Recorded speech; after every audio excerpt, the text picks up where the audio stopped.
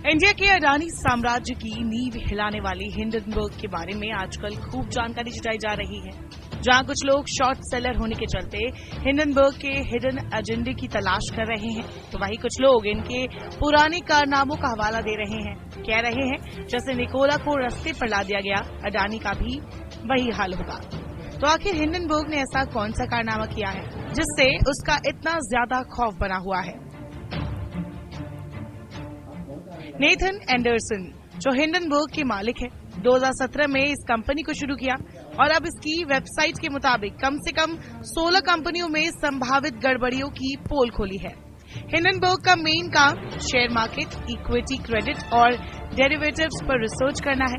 इस रिसर्च के जरिए हिंडनबर्ग कंपनी ये पता करती है कि क्या शेयर मार्केट में कहीं गलत तरह से पैसों की हेराफेरी हो रही है, कई बड़ी कंपनी अपने फायदे के लिए अकाउंट मिसमैनेजमेंट तो नहीं कर रही है, कोई कंपनी अपने फायदे के लिए शेयर मार्केट में गलत तरह से दूसरी कंपनियों के शेयर को बेट लगाकर नुकसान तो नहीं पहुंचा रही है।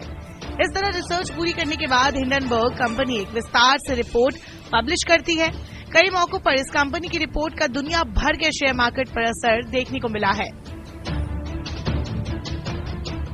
2020 में इलेक्ट्रिक ट्रक बनाने वाली अमेरिकी कंपनी निकोला के शेयरों की कीमत तेजी से बढ़ रही थी।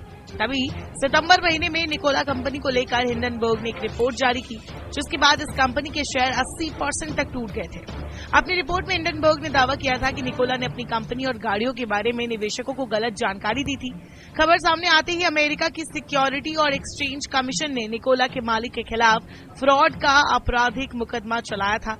दोषी साबित होने पर निकोला के मालिक ट्रेवर मिल्टन को 1000 करोड़ रुपए से ज्यादा का जुर्माना देना पड़ा था। जून 2020 में निकोला कंपनी की वैल्यूएशन 2,77,000 करोड़ रुपए थी, जो कुछ दिनों बाद ही घटकर 11,000 करोड़ रुपए रह गई।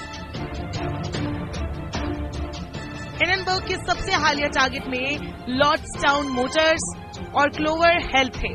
हिंडनबर्ग ने ऑनलाइन सट्टेबाजी operator DraftKings, geothermal power plant company और Mat Technologies, electric car company Mullen Technologies और एक चीनी ब्लॉकचेन और क्रिप्टो माइनिंग फर्म SOS के बारे में भी रिपोर्ट जारी की है। वह इस लिस्ट में winds finance, SC Woakes, predictive technology group, smile direct club और Yangtze river port and logistics जैसी कंपनियां भी शामिल है।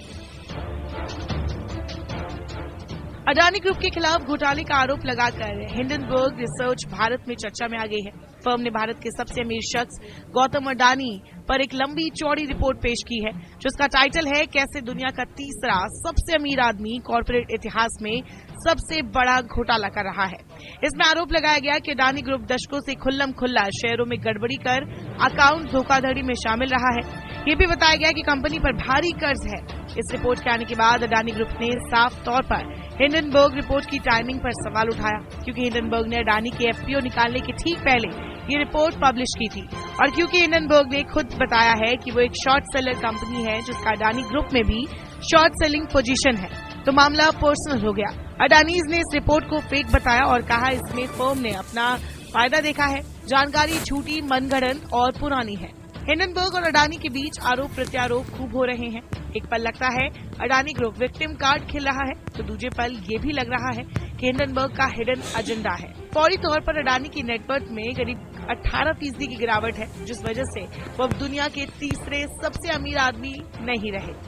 सो कह सकते हैं इतना आसान नहीं है अडानी को अर्श से फर्श तक लाने का। 88 सवालों के जवाब में एक सवाल तो हिंडनबर्ग रिसर्च पर भी है। प्रोफाइल उसकी एक्टिविस्ट शॉर्ट सेलर की है।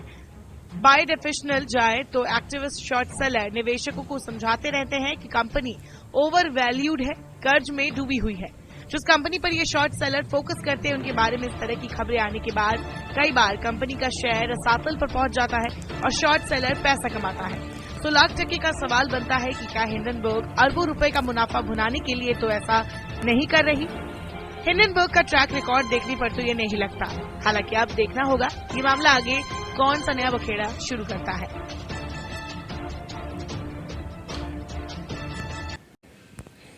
दोस्तों वीडियो पसंद है, video like and subscribe and comment भी करो दोस्तों, लोगों को शेयर भी करो। अगर दोस्तों इस पर और आपको वीडियो चाहिए तो दोस्तों कमेंट करके ज़रूर बताना दोस्तों।